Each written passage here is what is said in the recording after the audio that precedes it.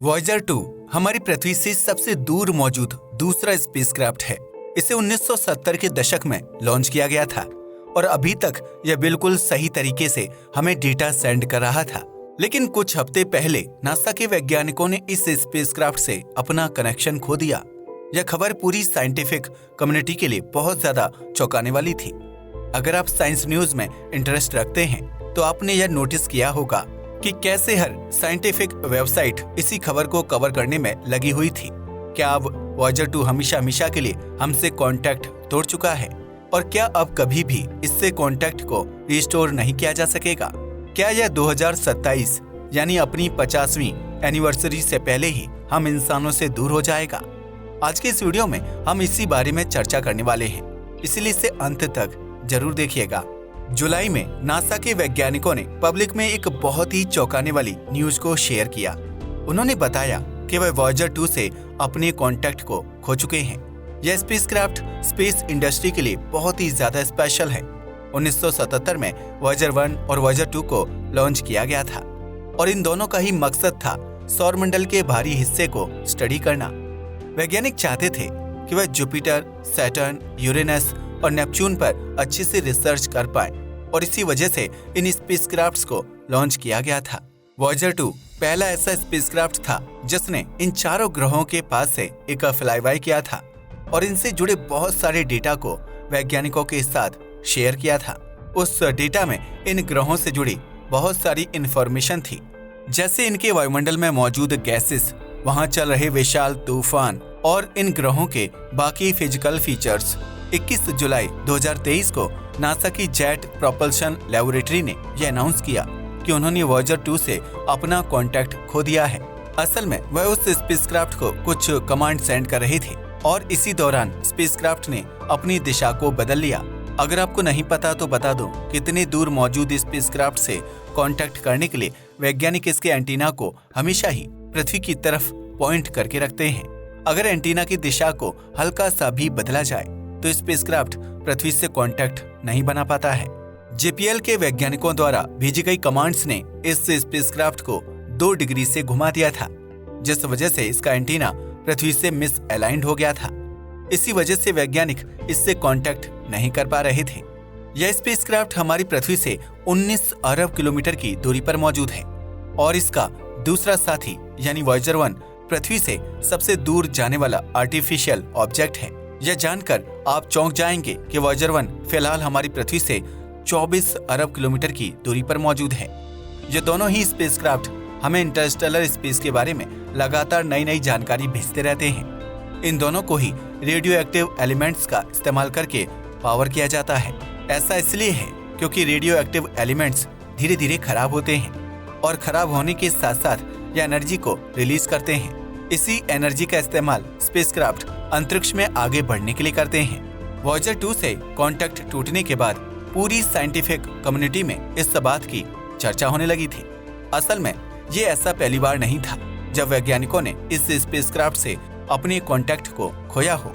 1998 और 2010 में भी वैज्ञानिकों का वॉयेजर 2 से कनेक्शन टूट गया था, लेकिन बाद में इसे रिस्टोर कर लिया गया।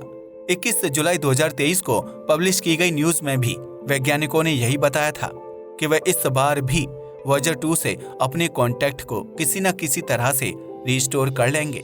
जब वॉयेजर्स को डिजाइन किया जा रहा था तो वैज्ञानिकों को पता था कि भविष्य में ऐसी मिस अलाइनमेंट की दिक्कतें कई बार देखने को मिलेंगी, इसलिए इन स्पेसक्राफ्ट को इस तरीके से डिजाइन किया गया था ताकि यह समय समय पर अपने आप को पृथ्वी की दिशा से अलाइन करते रहें। वैज्ञानिक बताते हैं कि भले ही वॉयेजर 2 से हमारा कनेक्शन टूट गया हो, लेकिन यह बहुत जल्द ही रिस्टोर हो जाएगा। यह स्पेसक्राफ्ट कुछ महीनों में अपनी दिशा को पृथ्वी की दिशा से अलाइन कर लेता है ताकि इसके द्वारा ट्रांसमिट किया गया डेटा सही सलामत वैज्ञानिकों तक पहुंच पाए। वैज्ञानिक बताते हैं कि 15 अक्टूबर 2023 को वॉयेजर 2 एक बार फिर से अपनी दिशा को सही करेगा। इसी समय वैज्ञानिक फिर से इस स्पेसक्राफ्ट से कांटेक्ट बनाने का ट्राई करेंगे और वह इसमें सफल भी हो जाएंगे। पृथ्वी से इतनी ज्यादा दूर मौजूद होने की वजह से स्पेसक्राफ्ट से कम्युनिकेशन करने में काफी सारी दिक्कतों का सामना करना पड़ता है।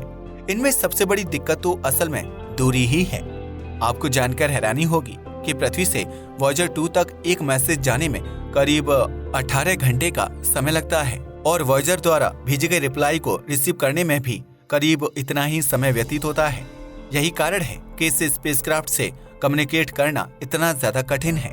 मान लीजिए अगर आपका कोई एक दोस्त वॉयेजर 2 पर चला जाए और आप उसे पृथ्वी से एक व्हाट्सएप मैसेज करें तो उस मैसेज को वहां तक पहुंचने में 18 घंटे का समय लगेगा। स्पेसक्राफ्ट की दिशा को कंट्रोल करने के लिए फास्ट कम्युनिकेशन की जरूरत होती है, जो इस केस में अवेलेबल नहीं हो सकता है। 31 जुलाई 2023 को यानी स्पेसक्राफ्ट से कांटेक्ट टूटने के करीब 10 दिनों बाद नासा के वैज्ञानिकों को एक खुशखबरी मिलती है। DSN यानी डीप स्पेस नेटवर्क द्वारा कलेक्ट किए गए रेडियो सिग्नल से उन्हें यह पता चलता है कि वॉयेजर 2 बिल्कुल सही तरीके से फंक्शन कर रहा है। दरअसल DSN ने एक कैरियर सिग्नल को डिटेक्ट किया था जो वॉयेजर द्वारा ही रिलीज किया गया था। अगर आपको नहीं पता तो बता दूं कि कैरियर सिग्नल स्पेसक्राफ्ट द्वारा रिलीज किए गए उन सिग्नल्स को कहते हैं जिनसे यह पता चलता है कि स्पेसक्राफ्ट सही सलामत है और कम्युनिकेट करने के लिए पूरी तरीके से तैयार है। ये एक बहुत ही बेसिक रेडियो सिग्नल होता है जिसे डिटेक्ट करने के लिए बहुत पावरफुल रेडियो टेलीस्कोप की जरूरत पड़ती है। DSN द्वारा रिसीव किए गए सिग्नल से वैज्ञानिकों को यह पता चला कि वॉयेजर 2 वापस से कांटेक्ट बनाने के लिए बिल्कुल सही है। बस इसकी डायरेक्शन को अगर 2 डिग्री से चेंज कर दिया जाए तो यह वापस से पृथ्वी के कांटेक्ट में आ जाएगा और इसके एंटीना डायरेक्टली पृथ्वी तक सिग्नल्स को सेंड करने लगेंगे। नासा ने अपने डीप स्पेस नेटवर्क के जरिए ही वॉयेजर 2 से कांटेक्ट बनाने की कोशिश की। 4 अगस्त 2023 को नासा के वैज्ञानिकों ने पब्लिक में यह अनाउंस किया कि उन्होंने वापस से इस स्पेसक्राफ्ट से कांटेक्ट बना लिया है। वॉयेजर 2 ने अपनी लोकेशन के डेटा को वैज्ञानिकों तक सेंड किया और वह इसे सक्सेसफुली रिसीव कर पाए। असल में इस सिग्नल को करीब 37 घंटे पहले भेजा गया था, लेकिन जैसा कि मैंने आपको पहले ही बताया कि पृथ्वी से स्पेसक्राफ्ट तक सिग्नल को जाने में करीब 18 घंटे लगते हैं, इसलिए कांटेक्ट रिस्टोर होने की कंफर्मेशन 37 घंटे बाद ही हो पाई। अभी भी वॉयेजर 2 पूरी तरीके से डेटा सेंड एंड रिसीव करने के लिए रेडी नहीं है, लेकिन वैज्ञानिकों का कहना है कि 15 अक्टूबर 2023 को वैसा करने के भी काबिल हो जाएगा। 2027 में वॉयेजर्स की 50वीं एनिवर्सरी सेलिब्रेट की जाएगी और नासा के वैज्ञानिक चाहते हैं कि यह दोनों ही स्पेसक्राफ्ट तब तक सही सलामत रहें। यह दोनों ही 50 सालों से अंतरिक्ष में भटक रहे हैं और वैज्ञानिकों को महत्वपूर्ण डेटा सेंड कर रहे हैं, लेकिन अब यह बूढ़े हो चुके हैं। वॉयेजर स्पेसक्राफ्ट पर काम करने वाली टीम यह बताती है कि इस दशक के अंत तक यह दोनों ही स्पेसक्राफ्ट शट ऑफ हो सकते हैं और वह किसी भी तरह से इन्हें एटलीस्ट 2027 तक जिंदा रखना चाहते हैं। वॉयेजर्स स्पेस हिस्ट्री के कुछ सबसे इम्पोर्टेंट और पॉपुलर स्पेसक्राफ्ट में से एक है। आपको जानकर हैरानी होगी कि इन्हें एक प्लैनेटरी अलाइनमेंट के समय लॉन्च किया गया था। असल में उस समय सौरमंडल के बाहरी ग्रह एक लाइन में आ गए थे और यह उन पर स्टडी करने का एक बहुत ही अच्छा मौका था। नासा ने इसी मौके का फायदा उठाते हुए इन स्पेसक्राफ्ट को लॉन्च किया और इन चारों ग्रहों को अच्छे से स्टडी किया। आपकी जानकारी के लिए बता दें कि वह प्लैनेटरी अलाइनमेंट का इवेंट हर 176 सालों में मात्र एक बार होता है। प्लैनेट पर स्टडी करने के बाद यह दोनों ही स्पेसक्राफ्ट धीरे धीरे गहरे अंतरिक्ष में बढ़ने लगे और इन्होंने नेपच्यून के ऑर्बिट को भी पार कर दिया। आज ये हमारी पृथ्वी से सबसे दूर मौजूद 2 ऑब्जेक्ट्स हैं जो हमेशा हमेशा के लिए हमारी पृथ्वी से दूर जा चुके हैं।